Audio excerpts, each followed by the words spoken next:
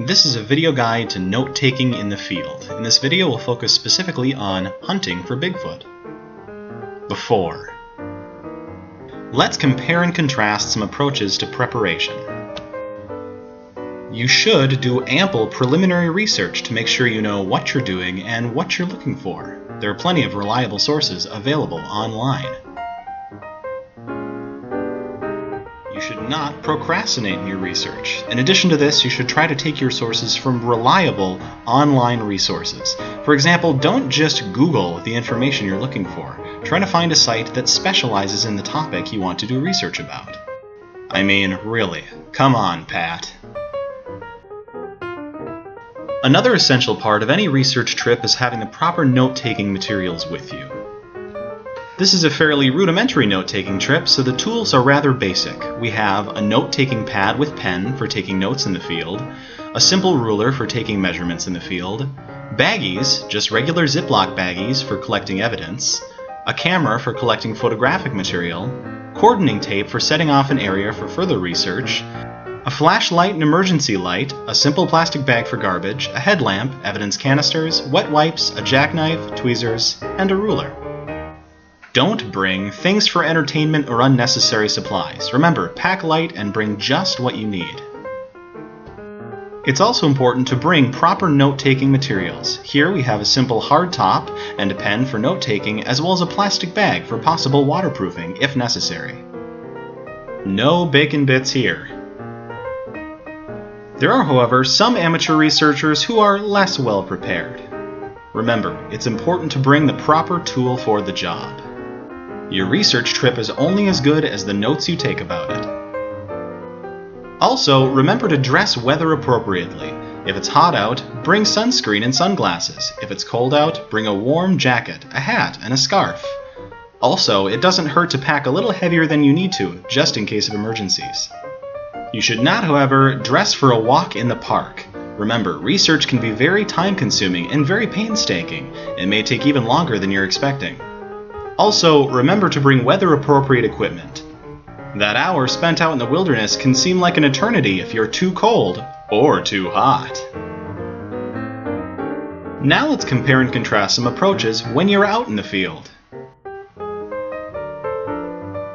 Don't treat nature, or whatever your research location is, as though it's your living room. Please be respectful. Do keep your research area clean and clear of all debris. Remember, not only is this respectful to your environment, it also prevents accidental contamination of your research results. When you find something worth recording in the field, do be respectful of the research location and avoid contaminating the results. Do take accurate measurements to ensure that everything is properly notated. Do take thorough and precise notes to ensure that no information is lost. Remember, the more thorough your notes are, the better. It's better to accidentally over-record your results than find out you didn't gather a piece of information you didn't know you needed. That's the way, Nathaniel. You take those notes. Finally, if it becomes necessary to retain a sample from the field, remember to disturb the location as little as is possible, only taking exactly what you need. It's also important to use the right tool for the job. A tweezers or other small implement can help prevent your fingers from contaminating the research area, as well as help in retaining more precise samples from the research location. Finally, remember to preserve the sample using the proper kind of receptacle. Something airtight and watertight is best. Don't disturb or mess up the research area unnecessarily, for example, by kicking up materials from the ground. In addition to this, be sure you use the proper receptacle. It is also important to use a clean storage container.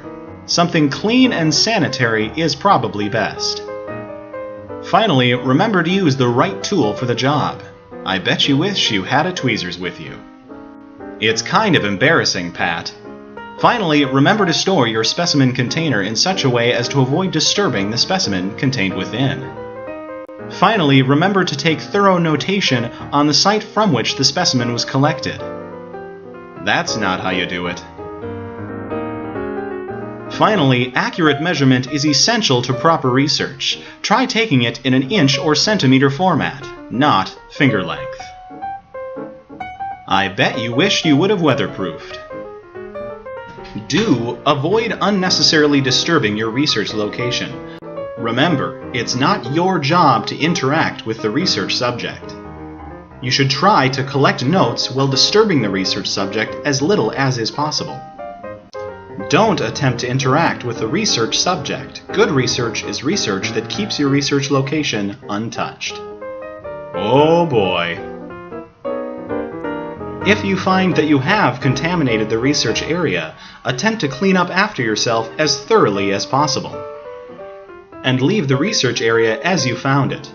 Bacon bits are not native to the woods of Minnesota. I'm proud of you, Nathaniel.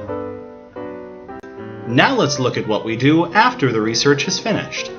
Do compile a thorough write-up of all the notes you gathered during your note-taking expedition.